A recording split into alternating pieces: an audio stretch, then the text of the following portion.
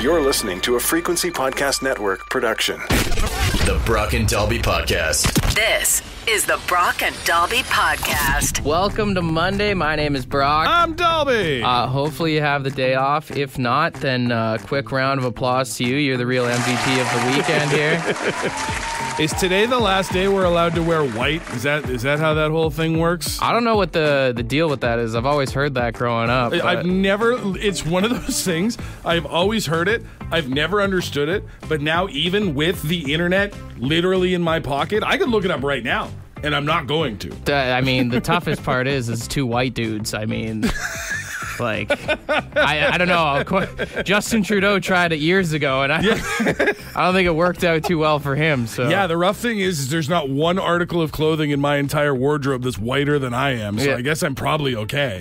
Back to school as well tomorrow for the kids. I mean, I guess there's some schools that already opened up last week. Which, that's got to suck if you've got cousins or something and you hear that they had the whole weekend. Yeah. Also, it's not tomorrow. It's Wednesday. Oh, true. I made that mistake earlier. I was like, hey, I'm going to need to leave the show early on Tuesday. You laughed at me, but now you're in the pile. I don't have kids, so that's not on me. What do you mean? Time has no meaning anymore. Everything doesn't make sense. When you have kids, it should. I feel like you got more responsibilities than me, brother. Well, sorry. When it comes to that, when you have kids, time absolutely is special. Like, for example, starting Wednesday after the show, I have all the free time I can handle. Didn't you have all summer? Yeah. Now I get to reset and start again. So nothing new. I will say, first day of school was something I always dreaded as a kid. But then at the same time, I used to love the back-to-school shopping. Oh, really? Every year we'd get some new sneakers. I loved going to school with new shoes, man. Oh, my God. See, we were not, I will say, I don't think we were necessarily like a poor family. You know what I mean? But we didn't have a lot of money. And when it comes to shoes, I have had huge feet my whole life.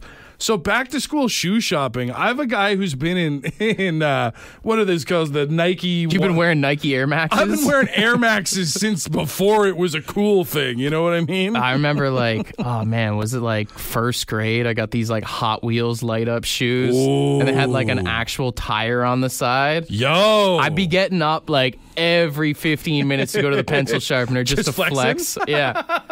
You know what the funny thing is too is back when you were a kid, obviously when I was a kid, light up shoes were like this exorbitant, like, oh man, that kid's family's got some money. Now I take my kids shoe shopping to get ready for school, and like my oldest doesn't like having light up shoes. They're hard to find. It's really tough to find non-light up kid shoes now. It's funny because the older you get, if you're still wearing light up shoes, I just assume that you take mad amounts of MDMA and ecstasy and go to raves. If I came in here with some light up shoes, you'd think less of me? Is that what you're saying? Yeah. As a 40-year-old man? I might assume that you have some, great weekends, sure.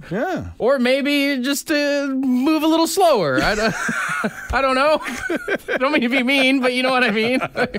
I'm going to come in here at some point in a couple of weeks, light up shoes. I'm going to have a backpack on, maybe find some like Jenko jeans or something like that. I don't trust any adults that walk around with backpacks, to be honest. What's wrong with backpacks? I don't know, man. Most people that I see that wear backpacks, they're usually up to no good. And they're usually wearing like one of those like Coors Light Molson Canadian backpacks as well, you know? But like I feel like people who have to carry laptops use backpacks. If you're going to work, sure. But if you're like lingering around at the park kind of thing and you got a backpack, like what's in there, dude? What if you came from work, went to the park? You don't want to go home and drop your backpack I don't mean to off. judge a book by its cover, but sometimes you 100% can do that. Yeah. I mean, the only time I use a backpack currently is on flights. Like if I'm flying somewhere, that's my carry-on. If you see a guy outside the bar with a backpack on, that I assume he's selling drugs. You're right. Yeah. It is very location specific. If you're on the bus or a train, if you're at the airport, these things all make sense. If you are a grown man outside of a library, I maybe have some concerns. If you are... The library actually is more legit, to be honest. I think after like your 20s, maybe like just do your stuff at home if you need to use a laptop. Also, I don't think anybody goes to the library, so I'm pretty sure that place is just a front. But that's just something I've been thinking for a while. Library's a front for what? I don't know. It's just like Arby's, man. Apparently people are going there, but I don't know who. You know what? I thought about you the other day because you always say that Arby's is a front. I drove by an Arby's the other day. I had to go out to the dump, and I drove past it. The drive-through lineup was slammed full. I know. The people are there. I don't know a single person that goes. The people that we don't hang out with, they need the meats, and Arby's got them. Horsey sauce is like a code word for cocaine or something. I don't know. Even that, when you're in the grocery store and you see somebody grab, because they have like the Arby's condiments. Yeah. When you see someone grab that, you're like, really? At home, eh? I wish I dug Arby's because they're the only ones that still have the hot deals. They always have like 2 for $5 sandwiches when I drive by, and I'm like, maybe, but then I'm like, I don't know. I really want to rip my ass open today. You're right. Arby's is like, other than Costco, feels like the only food place that seems inflation proof. Like you can still get even just the little beef and cheddar or whatever for like $2-3. And also, why does nobody else do shaved meats? Like, I would be on board if more places brought in I guess roast it's just beef. like donair and shawarma is kind of the move for that, right? That's it. And then somewhere along the way, Arby's is like, we're going to do roast beef, and everybody else respectfully was just like, all right, cool. I won't stand for the argument on the curly fries thing, because that's what a lot of people say. Like, curly fries are all right, but I wouldn't say they're my favorite fry. You know? No, absolutely not. I mean, everybody knows that the McDonald's fry is like the A+ of fries. That's top tier for sure. Outside of fast food, whatever the brand is, I can't remember off the top of my head, but the ones that they sell at the Costco food court. Oh, yeah. Cavendish fries. Those are money. Those, if you buy a bag of Cavendish fries, everybody's having a Those good are time. what I call rink fries. Yes. Every hockey arena usually has those. Or I get mad. I don't like crinkle cut. Like, really? I was just about to say, you have to give a shout out to the OG McCain crinkle cut fry. Those are trash. What? They hold see, you don't put ketchup on your fries, do you? Mm-mm. Crinkle cut fries hold ketchup really well. And I know that you are anti-ketchup as it gets. Yeah. But do you put anything on your fries? The odd time I'll dip it in mayo, actually. Yeah, see, even there. Mayo is great with fries, and they hold better on a crinkle cut. I'm not saying I won't eat them. I'm just saying, like, you leave them in the oven for like an extra minute, and they're screwed. They're burnt automatically. Yeah, they have a little bit more of a sweet spot in terms of texture, stuff like that. Yeah. And then there's, what are the crosshatch, what are they called? Moose Tracks fries? Waffle fries? Waffle fries. That's the other word for them. That is an underrated fry. Why we don't have the waffle fries at more places? Chick-fil-A in the States has a good waffle I will say it is bullshit when you go to a restaurant and they'll charge you more for waffle fries than the regular fries. And it's like... I don't know it's not really that much of a difference. You right? just cut it different. That's all. It's you the didn't same even fry. cut it. You just bought a different bag. Yeah, well, you're right. Yeah, I'm giving them the credit of making their own fries, which is highly unlikely. I've said it before and I'll say it again. Something that needs to make a comeback, and there's a couple of restaurants I've gone to lately that I've seen it. The potato skin, dude. I disagree. I don't think I could disagree more wholeheartedly. I have never had potato skins that left me going, those were the good ones. Potato skins were like snapback hats in the 2010s. It was like, they were everywhere, man. Every bar had potato skins for a minute, and then all of a sudden it dropped off. And just like snapback hats, at the time maybe it felt like a good idea, but I think we can look back with clarity and go, we can do better. It's like Crooks and Castles, where like it used to be cool at one point. Now it's the same guy who's wearing a backpack outside the library. I don't know what it is too, because like, give me a baked potato loaded with all the stuff that you'll find on potato skins, and I'm like, that's awesome. But you're literally taking away all the potato, then now you're leaving me with this dried out, jagged husk covered in cheese and bacon and chives. Sour cream, dude. You say this about ketchup, that if you need ketchup on your food, the food isn't very good. If sour cream is what it takes to make potato skins taste good, then they're not good. Well, it doesn't take that. Some places will put like pulled pork and stuff in there, and it's pretty money, man. I just think there's better places to put pulled pork. Let's put it on a wrap. Put it on a sandwich. Don't put it on the butt end of a goddamn potato. I want to do pulled pork belly button shots this weekend. That's That's my goal by the end of the weekend. I don't know why we limit ourselves just to like liquor and stuff. We should be eating more things out of belly buttons. Yeah. I would be cool, and I'll say this: I've never done a belly button shot. I don't know if that means I had a. I want to go to the Mandarin and like lay down and suck some crab out of someone's belly button, dude. No, I will never, have never, don't ever want to ingest any food or drink off of a human body. I think that's You've never done a body shot? Never. And I've never wanted to. I've seen other people doing it. I've been offered the opportunity. No, I'm not putting my mouth on that. I will say, I'm just kidding, by the way. Body shots are gross. But I've gone to like so many bars and colleges and stuff, and like girls would always like, they would be excited to do it at first. And then after the first guy, they're like, all right, get me off of here. That's right up there with snapback hats and potato skins of like, I can see why you thought this was going to be fun. But now that we're here in the sober light of day, what a terrible decision we've made. You know, it'd be a funny move is if someone asked you to do a body shot off of them, just give them a big raspberry and instead. Just start doing pink belly. Just yeah.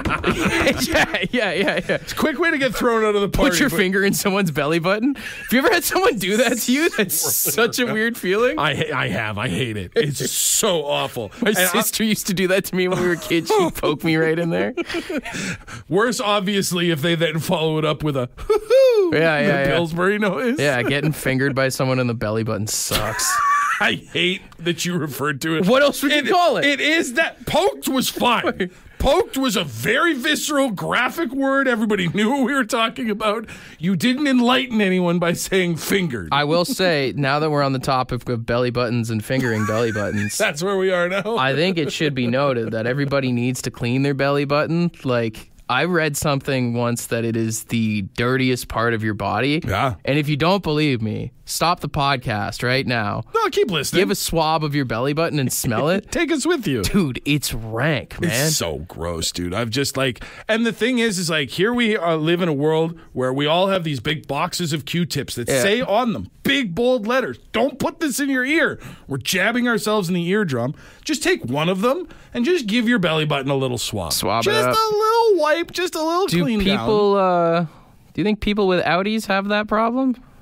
Well, I assume if you have an Audi, you probably just get it in the normal course of washing your tummy when you're in the shower, right? Yeah. Like you don't have to dig in for it. You got an innie or an Audi? I got an innie. Yeah, me too. Deep belly button. You ever feel someone's Audi before? That's so weird. I don't actually think I've ever seen an Audi in person before. No? No, I don't think I don't. I've never been with anybody. I want to say I don't know anybody, but I suppose someone I've met had a secret Audi at one point, maybe. Yeah. But I've never had a conversation with someone who's like, yeah, I have an Audi belly button. Yeah, I the closest is seeing like a pregnant woman. That's the closest I've ever been to like. I dated a girl, and like if you ever put her hand on her stomach, it's just like this weird little rise there, and well, it's the crown for the king, you know. I don't know how to describe it. It's like that flabby piece of bacon, but it's just like hanging off there, like. And it's weird for people who are like extremely skinny, like when you see it. Yeah. Like, how did this happen? Yeah, you don't have enough insides to make room for an innie belly button. That's what it is. You are skin and bone. I had a buddy who had one in high school, my buddy Gareth, and like every time he'd get drunk and pass out, I was like, oh, I always wish I could connect a hose and just feed him some food, get him fueled back up there. just mama feed him real quick. I'm surprised that's not a thing, man. Reconnect it. Feeding into the feeding tube. Yeah. Oh my God. I can't even. My head is riddled with pictures of like frat boy college bros trying to connect feeding tubes to Audi belly buttons now. Before the alcohol poisoning kicks in? Yeah. Just grind up a Big Mac or something, slide it through there. Boys, I've never been hungry. The umbilical bro? Yeah. Just, you know, if we can go back to talking about like food and bodies. You want to get away from umbilical cords? I would love to get away from umbilical cords. Fair enough. But I was thinking about this when we were talking about like body shots and stuff like that. Isn't it funny that body shots is this like trashy bar young person behavior? But if you're super rich, you can eat sushi off of a naked person who's laying on your table. Yeah, is that legal? I have only ever heard of it in movies. Maybe this is like quicksand. It's one of those things that movies tell you is everywhere but doesn't actually exist. Yeah. But I see it in like movies and shows and stuff like that, and it's always like high-end businessmen in fancy three-piece suits pulling like sushi off of the nape of a woman's back. Well, like when I worked in kitchens, and I mean anyone who works in a kitchen would agree with me on this, like the plates, the cutlery and stuff, it's not really that clean in general. Sure, yeah. But like eating off of a person is disgusting. I just couldn't imagine it. And you know what else I couldn't imagine? Because that's the trope, right? It's always the super fancy, ultra-rich businessmen and some like nubile young woman laying on the table. Imagine the reverse, where it's a bunch of like high-powered female business executives. It's probably happened. And then it's like me laying on the table. Like, what an awful dinner. There might be a market for it, man. It's 2024. People are into all sorts of things now. If anyone would like to eat a sushi buffet off my backside, I feel free to mail the show. We can get to a You got to wax at least first, you know? Who said? Yeah, you said there's a market out there for it. I come as is. I'm like a used car. Now, the thing is if you eat sushi off of someone who's naked, do you tip them? Like, you got to at least give 20%, right? I suppose so. Yeah. But is it a tip out situation? Like, do I tip them? They'll tip the people who made the sushi? Do I have to give separate tips for both the people who prepared my food and the dishware? Like, what's the protocol? I mean, usually with tips, right? You split it between like the kitchen and like everything front like that. Of house. The other thing is if you're in that job, I mean, how the fuck did you get there? But there's questions. Yeah. I think probably questions you don't want the answers to. Are you supposed to kind of be like Buckingham Palace guard and just be quiet the whole time? Yeah, I don't know. I mean, I feel like you gotta be kind of focused, right? Like if people are putting food on you. Dude, worst time to fart is... That's got to be one of the worst times to fart is if you're in that position. Just ruin a bunch of rich dude's meal. Not even to go all the way to the fart, but imagine when you feel that like that stomach gurgle. Yeah. Like things are brewing down there and you're like, oh no. You're like, you boys are going to want to eat quick. All the food moves just a little bit as you start clenching every muscle in your body. Dinner and a show real quick there. Once again, there's a market for everything. Someone might be into that, you know? Who knew that this dinner came with a chocolate fountain on the table? I only recently got into sushi. It was when we went to Mexico last year. Of all places, that seems like a weird place to fall in love with sushi. Well, we were at like this 5-star resort, and they had all the different little a la carte, like whatever things you call. Yeah. And then Courtney was like, we have to do sushi. And I've always been so against it. I just refused to try it. I was like, looks nasty, Stubborn, right? Yeah.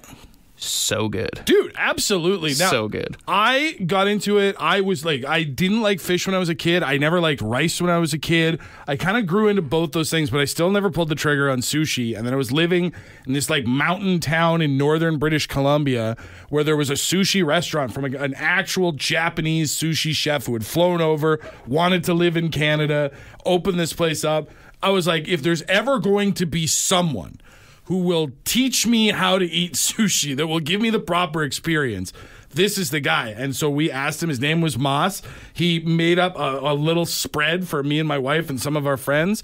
We picked away at it, and I was just like, I will eat this for the rest of my life. This is incredible. You know, I don't really judge a sushi place on who's in the kitchen. Like, I feel like I used to kind of be like that with Chinese food and stuff, but I mean, just the way like white people have adapted Japanese culture now, you know, there's some dudes that are like seriously into Japanese stuff that like, probably make some mean sushi. So there's a buffet place here that I go to, and like I swear I never see anyone that actually looks like they're Japanese working there. Right. Oh, it's 100% cultural appropriation. I'm like, but if that guy watches all the anime in the world, dude, that guy probably can make some sushi too. That's right. At some point, you got to go like, okay, like you probably know what you're doing enough to prepare this meal for me. But also at the same time, like, I would love to pretend that I'm like a pretentious sushi person, that I'm like looking out for only the best places and all that. If I find an all you can eat, I'm going to go to an all you can eat. 2 days ago, I got sushi from a Metro. You know what I mean? Like, I would like to pretend that I'm better than that, but I'll just eat sushi. You just really got to hope some guy who likes hentai made that for you, you know? Why does it have to be hentai? Of all the options, why does it have to be hentai? As long as they're part of the culture, that's all that matters, in my opinion. Gas station is a little more risky than grocery store, I would say. It's like egg salad sandwiches, man. Like we've said it before, funerals will be the best. The odd time you can get a good one from the grocery store, but I don't know. The only thing I really fucks with at gas station is the hot dogs, and I know some people will slight me for that. See, and that's funny because I used to have a gas station when I lived out west that I would go to on almost a daily basis after work for a little lunch, and I would buy their chicken salad sandwich because it was so good. Yeah. But I see gas station hot dogs, Circle K, 7-Eleven, local mom and pop, doesn't matter. I see that little hot dog on that little roller, and I just assume that, like The Simpsons, it's been there longer than anybody working in the establishment. I can't do it. You can usually see it starts to get like a little crust, like around the edges. And you know what's funny is like they'll always lie to you. You can be like, how long are those on there? And they'll be like, oh, fresh, my friend. Just like, put it on there. Even maybe give it a couple minutes to let it finish cooking. It's like, brother, this thing's got a degree. What are we talking about? That's why you got to look around first, and you got to make sure they got the chili cheese dispenser because those things are piping hot. That'll kill all the bacteria, man. I don't think that's honest medical advice. But honestly, realistically, if you're going in and you're being like, these hot dogs aren't up to my standards, dude, shut up. You're at a gas station. Like, of all the places that you're going to make a stand, like, I don't know, man. I think that I think that I only eat at gas stations when the occasion calls for it. Either it's too late to go anywhere else, I'm on a road trip, and there's nothing else around. And you like just get sick from eating at a gas station recently? Yeah, because I was on a long road trip, but I made some questionable decisions, but I didn't have any other options. What did you eat? I never asked you. It was just like a sandwich, but it wasn't a, like, you know how there's like, what are the brands? Like High God, the sandwiches you see in every gas station that are in like the crimped packages and stuff like that. They come from a factory and all that. Those are the ones, like, they're not great, but you can trust them. This one was like in saran wrap, was probably made in the back by someone who worked at the gas station. Some dude not washing his hands for sure. And that was the only option. And I was like, okay, I guess this is what I'm eating. I'm hungry and I don't know when I'll see food again. I have mad respect for people that work at gas stations because they take on so many random tasks. I mean, not only are they like checking you out at the till and stuff there too, but some of them got to make all this food, the coffee, whatever. Dude, cleaning up a gas station bathroom has got to be a nightmare. It's horrific. I worked at a gas station very briefly after high school before I went to college. And yeah, it was the same thing. Like, you were behind the till. It was a gas station convenience store. Some weird people too, probably. Oh, dude, working some of the night shifts and stuff like that. And then you're running into the back, and we were one of the places we had fried chicken, and we had those big wedge fries that you see. Yeah. Where I was like slicing potatoes and breading them and throwing them in fryers and run back out to sell somebody a $6.49 ticket or authorize their gas at the pump. It's just like, and then you'd be, because I got put on a lot of the overnight shifts because one, I didn't have another job, I didn't have a family or anything like that. It was like 18, and I would have to clean up in like the overnight graveyard shift of the bathroom after people were like done from the bars. Yeah. It's scarring. It has scarred me for life, honestly. Oh yeah, so dude. Gross, round of applause to all the pumpers out there. You guys make the world go round. My buddy John, when I first moved to BC, we would like FaceTime all the time, and he was working overnights at a Petro-Canada outside Milton, there by like Mohawk Racetrack. And one time we were FaceTiming, and he was like, "Yo, dude, I gotta take a shit so bad." He's like, on FaceTime? But the lock on the door was broken. He's like, if I leave, this is a real story, by the way. He's like, if I leave the phone here and someone comes in, can you tell them that I'm in the bathroom? And I was like, fuck out of here. Yeah, dude, for sure. You're the guard dog of the bathroom. I'm just sitting there at my house in BC smoking weed, and then all of a sudden you hear like the chimes of the door. Yeah. And then someone came in, and I was like, hi.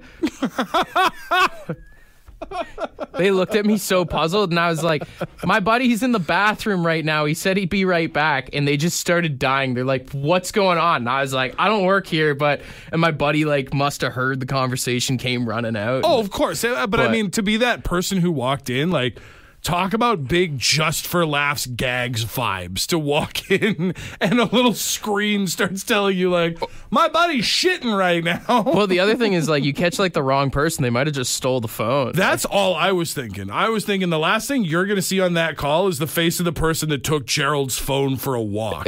And maybe a few other things on the way out the door too. Like, oh, he's in the bathroom and it's just me and you. I want to correct you because I know Gerald listens to this podcast. It was my buddy John. Gerald doesn't do shit. Oh, okay. Sorry. I'm kidding. I love that guy. He listens to this podcast and I rip on him all the time. I don't know why you know how bad my memory is. As soon as you start describing one of your friends, it just goes to Gerald. It's questionable behavior. Sorry, Gerald. He's such a good guy. He's very supportive of everything I do. You do him so dirty on the show and the podcast. Oh, he's a great guy. The first thing I ever knew about Gerald was he couldn't be trusted because he cheats at golf every time you go out. That's true. You're standing by that. That is true. That is true. And I know he's listening and he's laughing right now.